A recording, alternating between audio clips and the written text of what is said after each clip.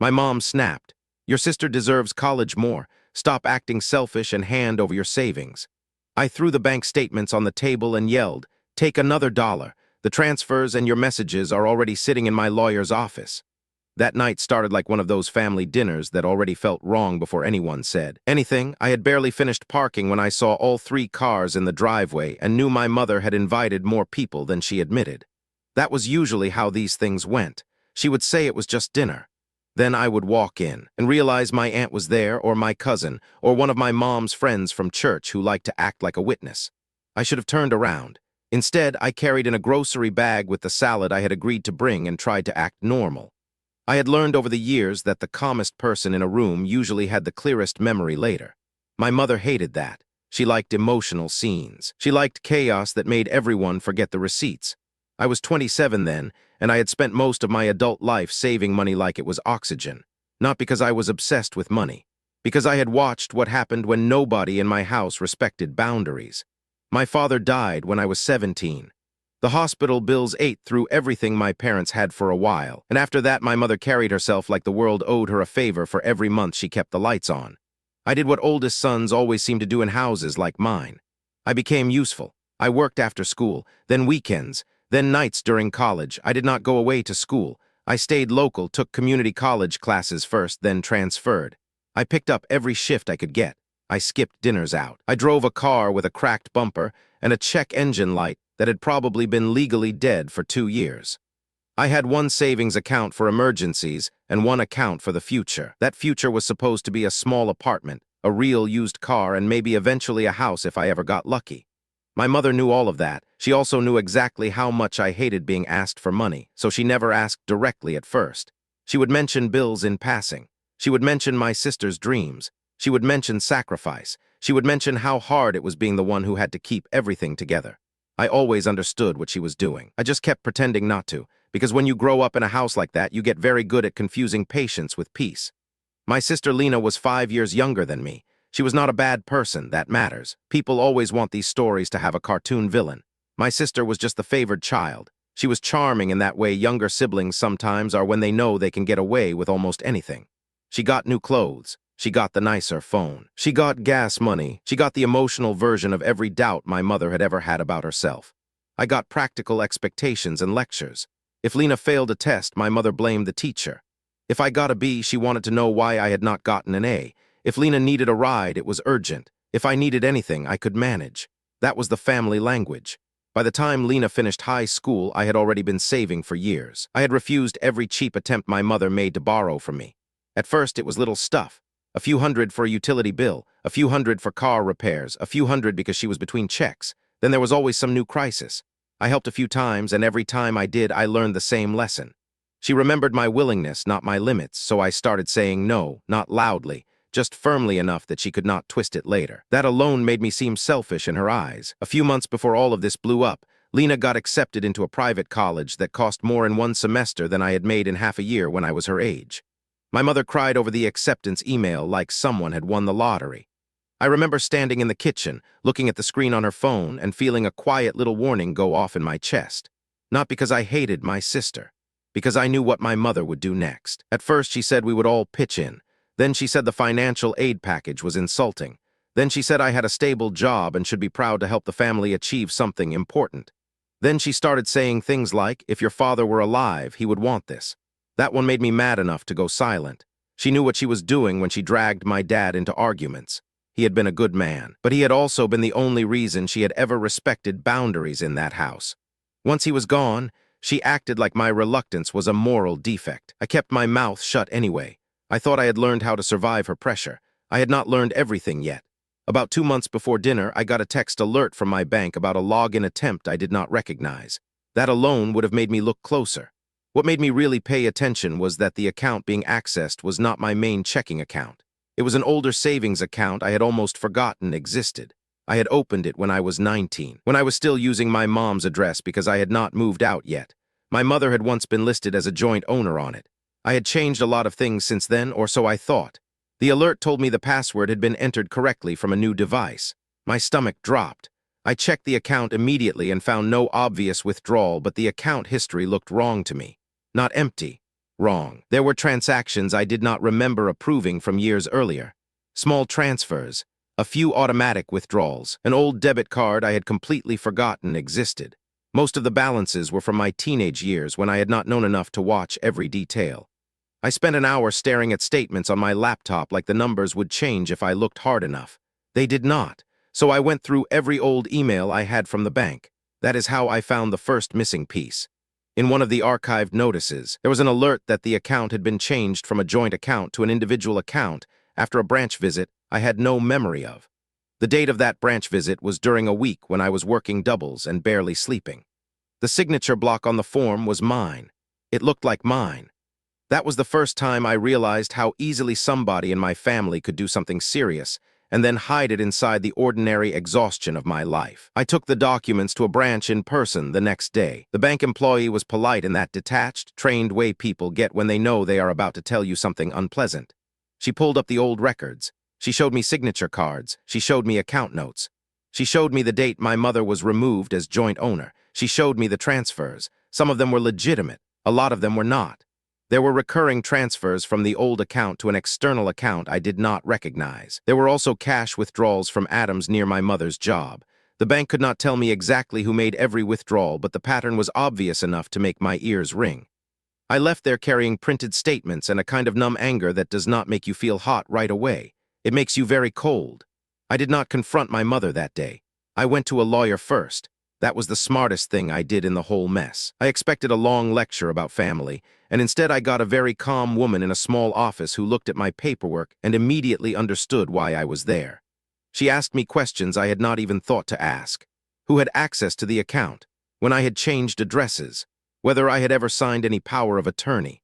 Whether my mother had been involved in any of my bank business as an adult? Whether I had ever texted or emailed her about money in a way that could be twisted later? I answered everything honestly. I hated how many times the honest answer was yes, but only because I had once trusted my mother more than I should have. The lawyer did not act shocked. That made me trust her immediately. She told me to freeze what I could. She told me to download everything. She told me to back up texts, emails, bank statements, and screenshots to 3 different places. She told me not to argue with my mother by text. She told me not to warn her that I knew. She told me that if the old account really had unauthorized transfers, the bank could investigate it, but only if I kept the paper trail clean. So I did all of that. I spent 2 weeks acting normal at home while quietly building a folder that would have looked obsessive if anyone had seen it. The folder had every statement I could get. It had screenshots of account changes. It had my mother's messages about college. It had one especially ugly chain where she had asked me how much I had saved, then told me I was being dramatic when I said I was not discussing it. It had another chain where she said Lena's future mattered more because I already had work experience and did not need help as badly. That was the kind of sentence people say when they want to make cruelty sound reasonable. I also started noticing little things I had ignored for months. My mother had been asking a lot of questions about my shifts. She had wanted to know when my direct deposit hit. She had asked me to check whether my old bank account was still open, saying she could not remember if there were any old tax forms that needed updating. At the time, I had thought she was just being annoying. Now it felt different. Now it felt like she had been checking whether my guard was down. Lena, for her part, seemed embarrassed every time the subject came up.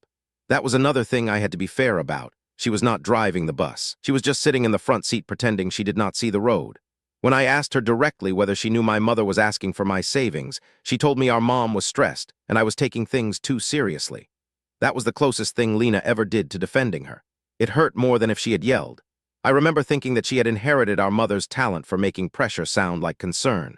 Then one Friday night, I got a call from my Aunt Denise. She is my mother's younger sister, and she has always been the family member most likely to say the thing everyone else was dancing around.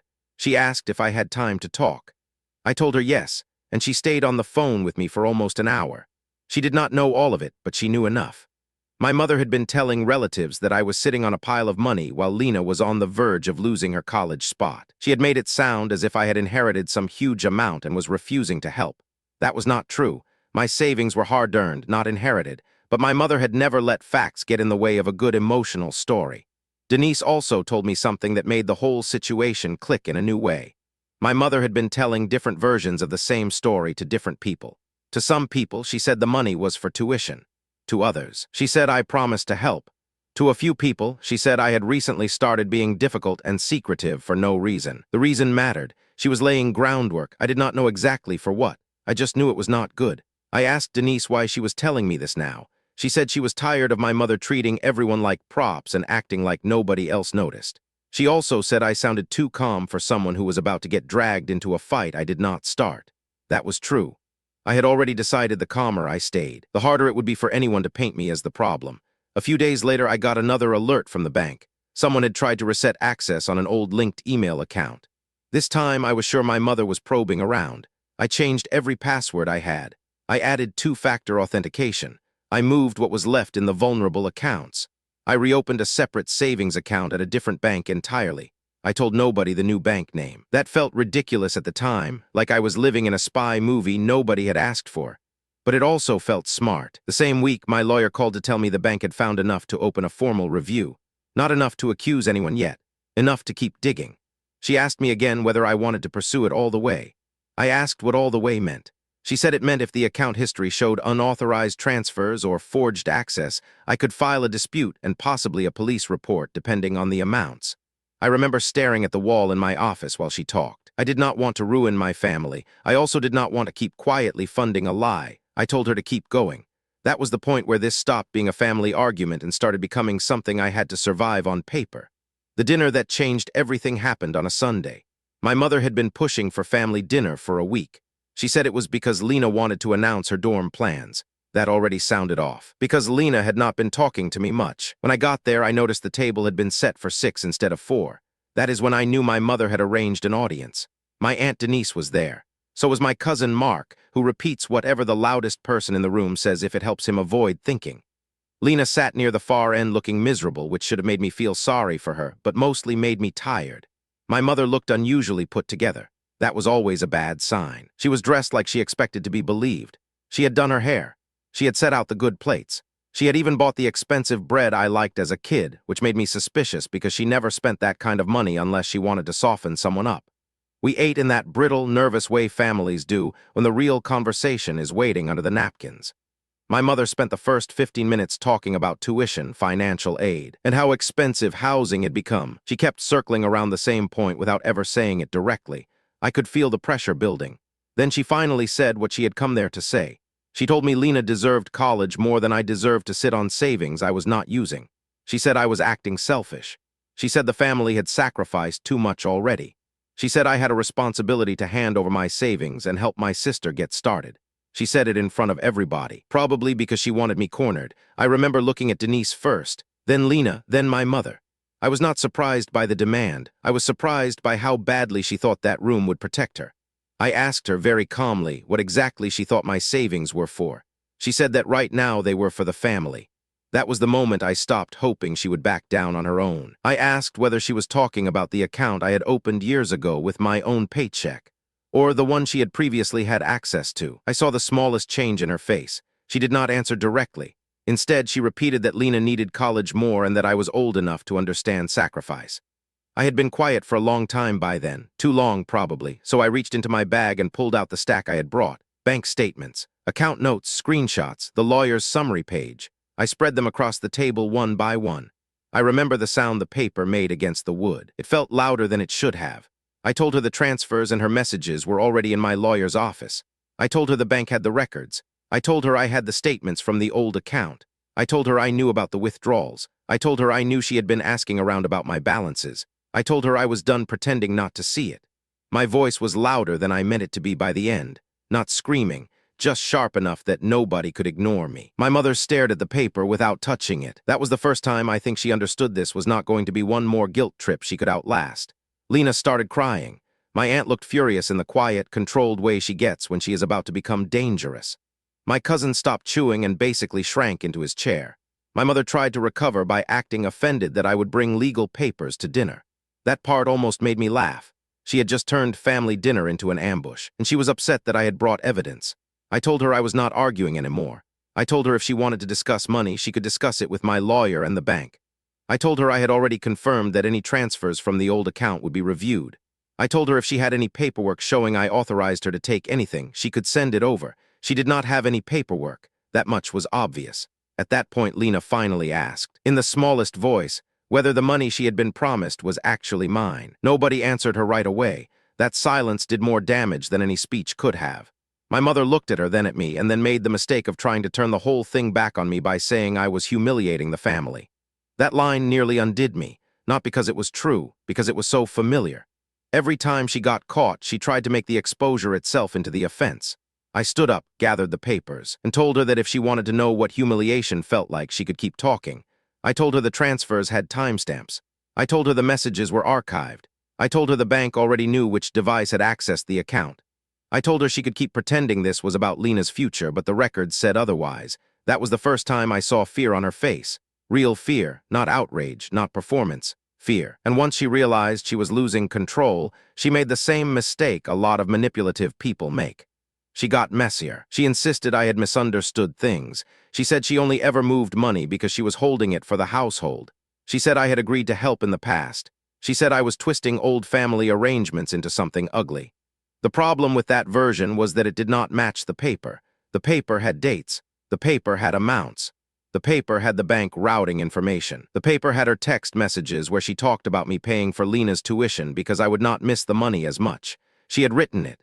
That was the part that still astonished me later. People like her always think their private messages are invisible if they feel righteous while sending them. They are not. Paperwork does not care how justified you felt when you sent the text. Neither does a bank review. My Aunt Denise asked to see the statements after I laid them out. I handed them over.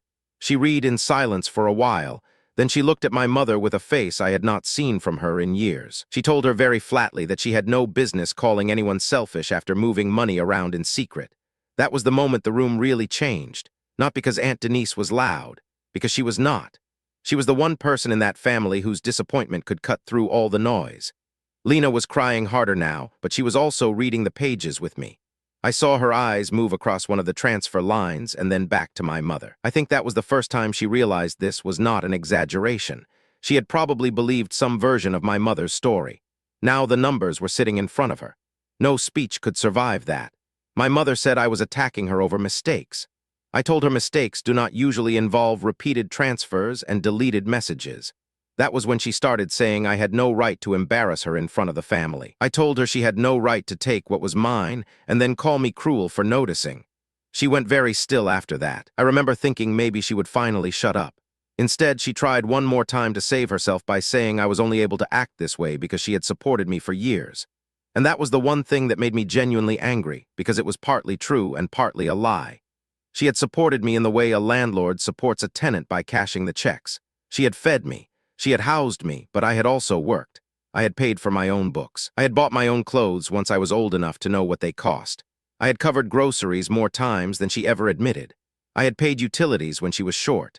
I had helped with car repairs and school fees and medicine and 100 other things that became invisible the second I offered them. I told her that if she wanted to count support, we could count all of it. The room got very quiet again. That was when I learned that my lawyer had called while I was driving over and left a voicemail saying the bank had found several suspicious transactions that matched the old account access pattern. Not enough for a full accusation yet. Enough to make the review very uncomfortable for my mother if she kept pretending there was nothing to explain. I had not planned to mention that part at dinner. But once she kept pushing, I did. That was when she finally understood that this was not just an argument over my savings. It was becoming an investigation. My mother's face changed in a way I will never forget. She went from angry to calculating. That was the version of her I had always hated most. The one that showed up when she realized she could no longer bully her way through something. She started asking who else knew. I told her the bank knew, the lawyer knew. Now my aunt knew. And if she kept going, probably more people would know than I wanted. That last part was true. I did not want a family-wide scandal. I wanted my money protected and my name clean. But I was done covering for her. She tried to take the papers from the table. I moved them away, not aggressively, just enough to make it clear she would not get to handle evidence like it was still hers. My aunt told her to sit down. That was the closest thing to a command I had ever heard Denise use with her sister. My mother did not sit. Instead, she turned to Lena and tried one last emotional pivot. She told Lena I had forced her into this. She told Lena that if her brother had just helped quietly, none of this would have happened. I watched Lena look at her, and for the first time in a long time, I saw my sister thinking instead of reacting. She asked whether the old account money had really been mine. My mother did not answer fast enough. That told Lena everything she needed. She stopped crying. Not because she suddenly got tough, because she was embarrassed, and embarrassment has a way of drying tears very quickly.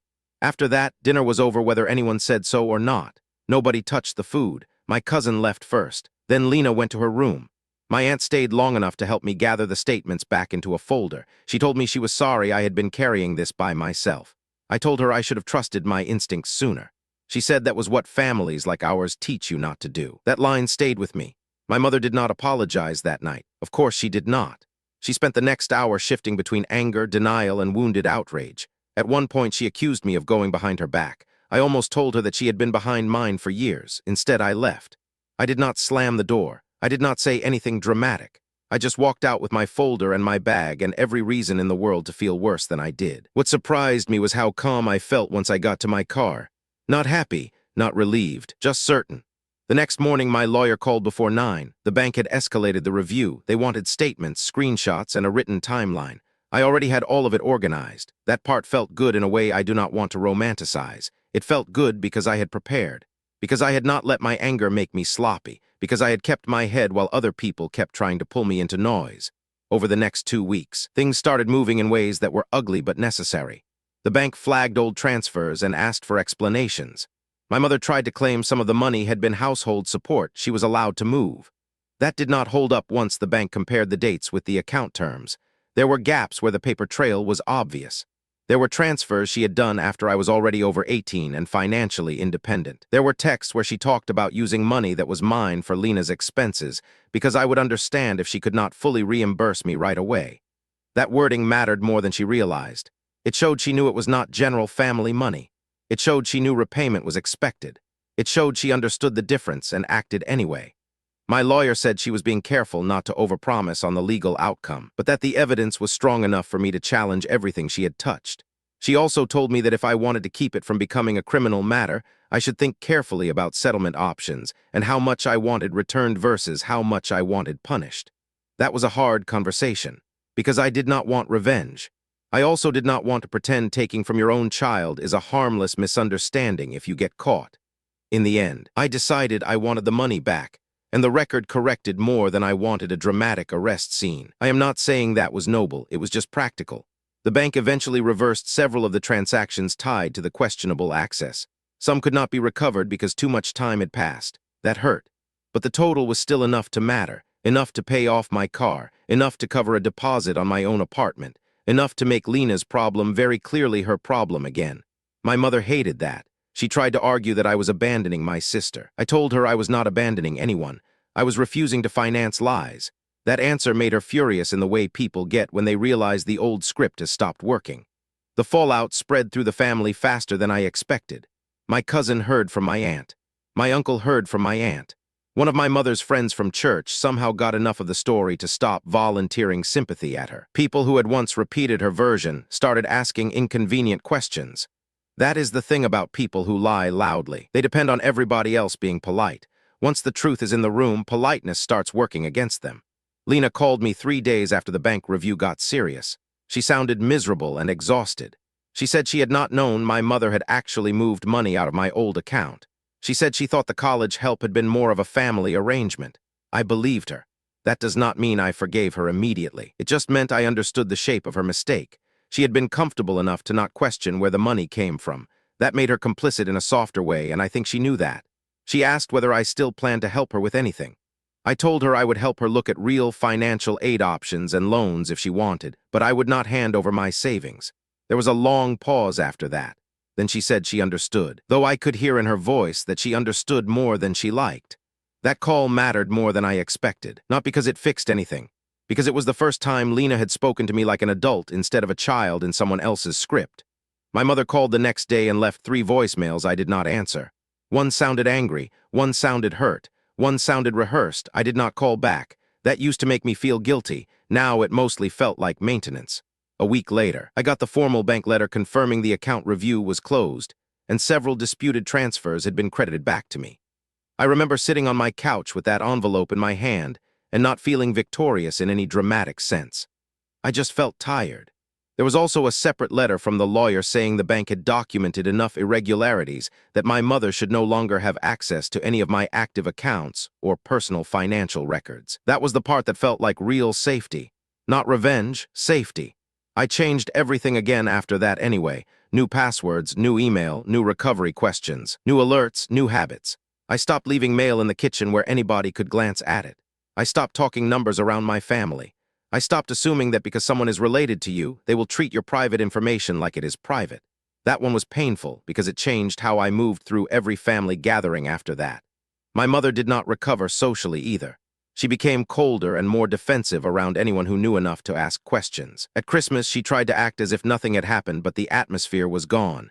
People avoided the savings topic entirely. Lena barely spoke to me for a while. Then slowly, she started sending more normal texts again. Not about money, about work, about a class schedule, about the stupid neighbor who kept blocking her driveway. Small things, ordinary things. That was better than a big apology, honestly. Big apologies in families like mine are usually just a different way to control the story. The small stuff felt more real. A few months after the dinner, I moved into my own apartment. It was not glamorous. 1 bedroom, older building, a little too much traffic noise. The kind of place where the bathroom faucet dripped if you turned it just right. I loved it. I remember standing in the middle of the empty living room with a box cutter in my hand, thinking that this was the first space I had ever had where nobody could wander in and take something because they felt entitled to it.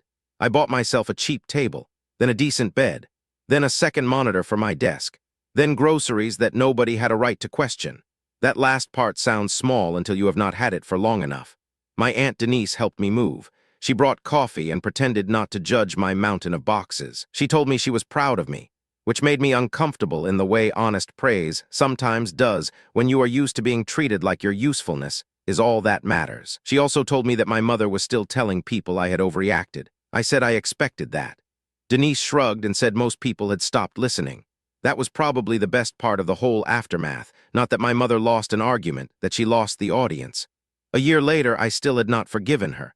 I do not know whether I ever will. Maybe forgiveness is the wrong word anyway. What I found instead was distance. Distance from the version of myself who would have handed over the statements out of guilt.